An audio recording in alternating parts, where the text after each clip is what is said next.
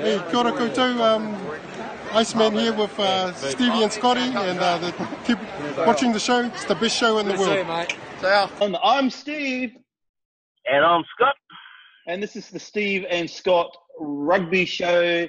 And tonight, wherever you are, or morning or afternoon, wherever you are in the world, we're going to be talking about who are the All Blacks' options to replace the injured open side flanker, Sam Cane.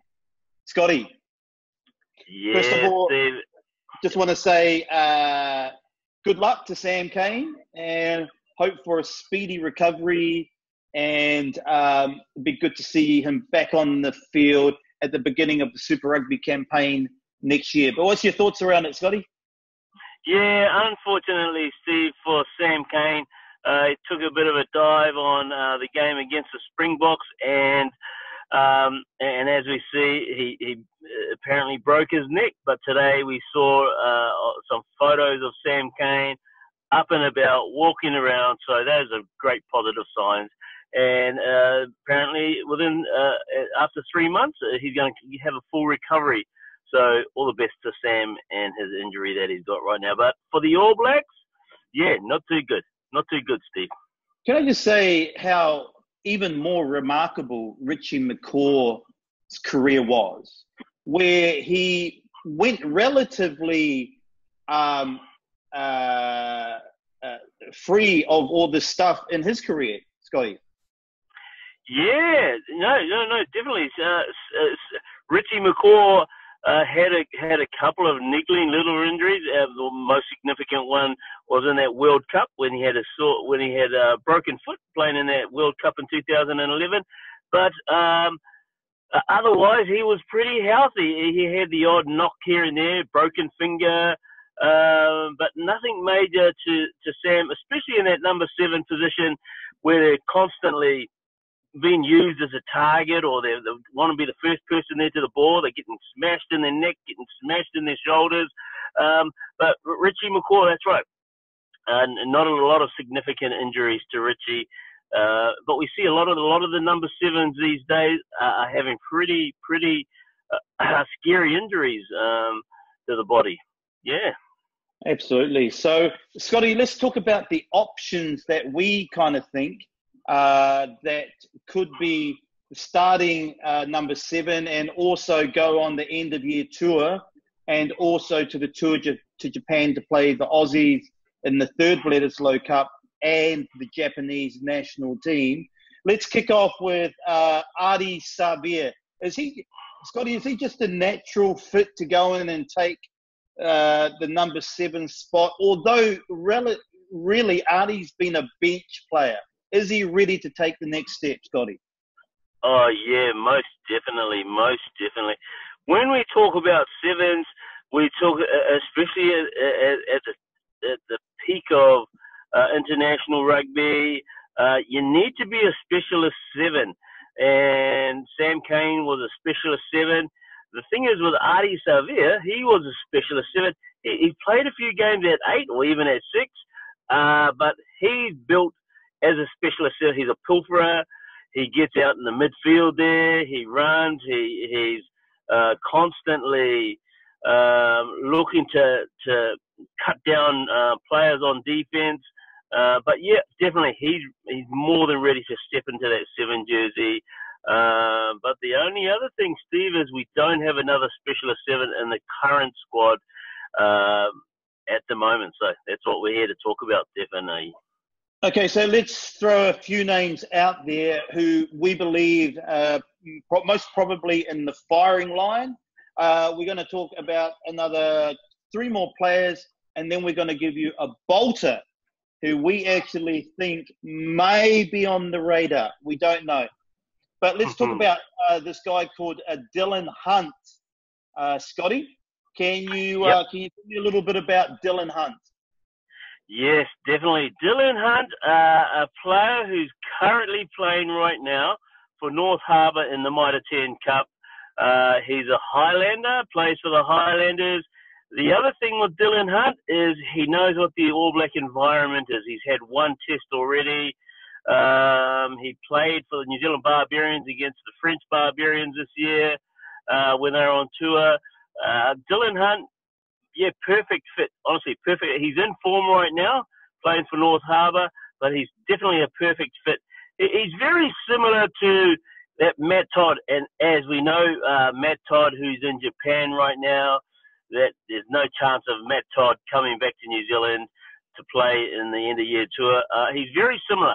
I think Dylan Hunt is a very similar player to Matt Todd, that kind of rangy, that kind of wiry, that quick type of a player. So yeah, perfect fit for the squad in the end of year tour, Steve. Another person that we're talking about today is James Lanches from the Otago and the Highlanders Super 12 team. What's your thoughts on Lanches, Scott? Yeah, Lanches again. James Lanches he's another one of these players who is a Highlander currently playing for the. He's also like I said earlier on, that number 7s are constantly getting beat up. He's a specialist number 7. He's just come back from a long-term injury. Yeah, well, I don't know. I don't know if he's on Steve Hansen's radar. Steve Hansen may take 3 or 4 specialist open side players. Like we saw, Steve Hansen said that he's going to take a squad of 55. First of all, he's going to take a squad of 55 to Japan, to Tokyo, and then he's going to drop off a few players, and they're going to meet the rest of the players in Europe after that. So, yeah, let's see. He may take him, Steve. There's another guy that I don't know a lot about, but you would, as he's a Chiefs and Waikato man. This guy called Mitch Karpik. What's your thoughts on Mitch, Scott? Yeah, okay. Yeah, definitely. With Mitch Karpik, and originally he's an Auckland boy. He first played ITM Cup for Auckland. Then he played for New Zealand under-20s. And he was a bit of a standout player in the year that he went over to the World Under-20 tournament.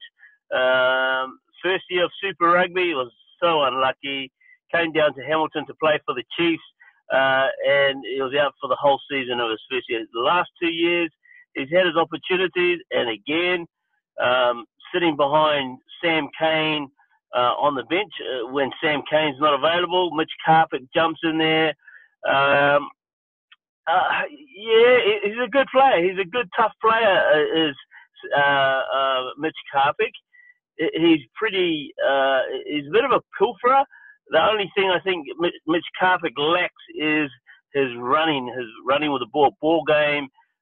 He's not that strong, to be honest with you. He's not a strong ball runner.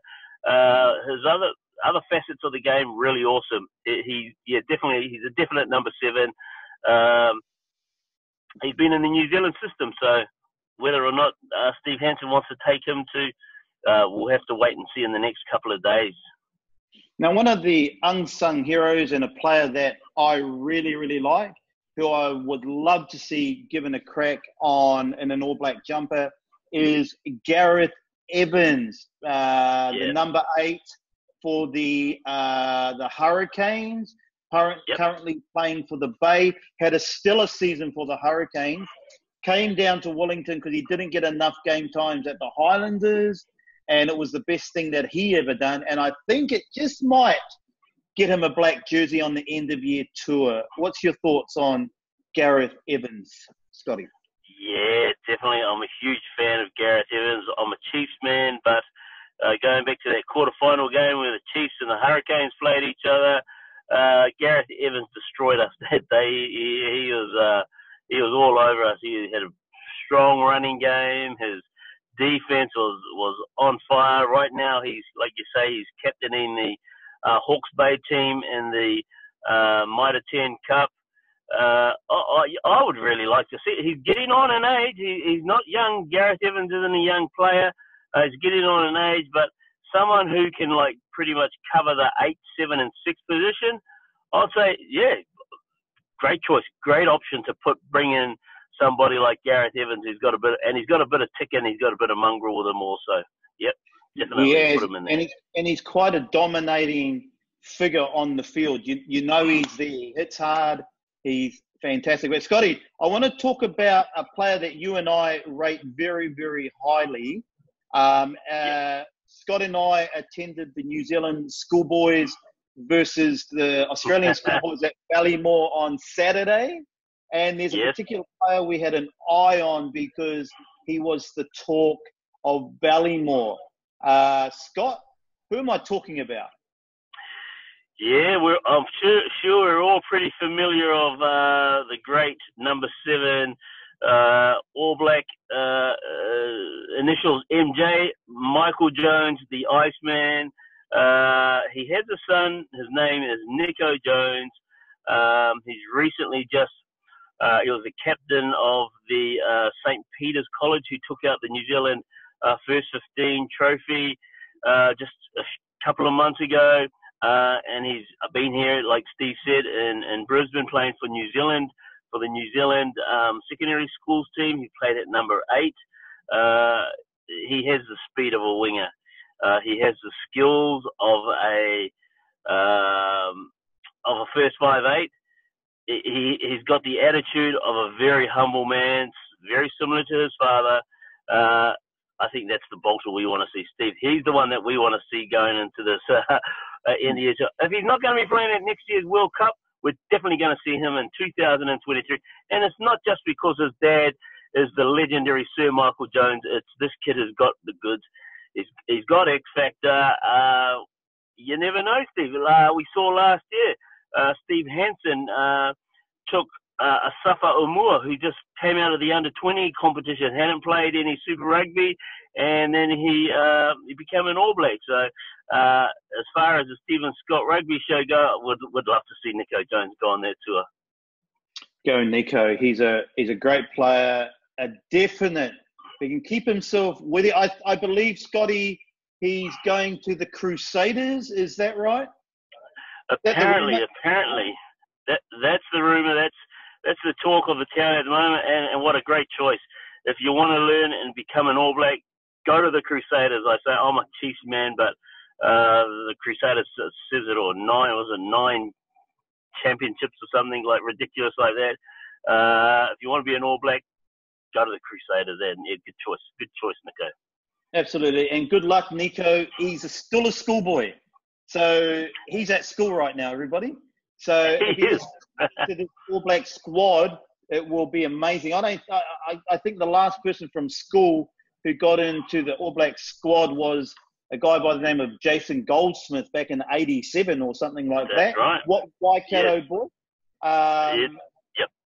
That was amazing. But good luck, Nico, and to the Jones family, and congratulations to the New Zealand schoolboys for their good win against a very good Australian schoolboys. I thought, Scott. Definitely. Yeah, they're definitely. The talent in New Zealand rugby right now is just mind-blowing, how good these young kids are, how mature they play, how much skill, how much ability, how much confidence they have. As a New Zealand and an All Black fan, the future is looking pretty good for New Zealand rugby at the moment. Can I just say how thankful and grateful we are for all of those who have subscribed and liked and commented on our channel. This is really a channel that we put together, Scotty, because we just love footy and we love everything about New Zealand footy and especially the ABs. Oh, most definitely. We're passionate. We love it. We love it. And we've been getting comments from subscribers all around the world, especially our South African friends over there in South Africa, people in Japan, people in Germany, Italy. It's great to have you on our channel, and tell all your friends to come over, join.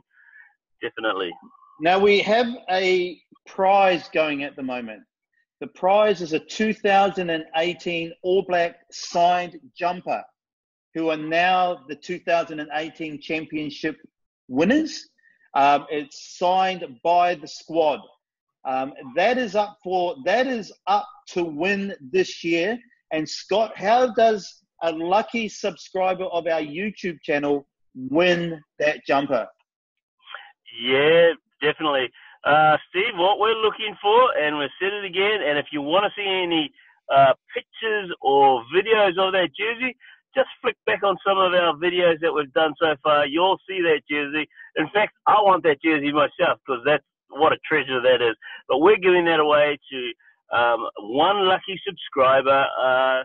Wherever you are in the world, we'll ship it to you free of charge. It's not going to cost you no catch, no gimmicks.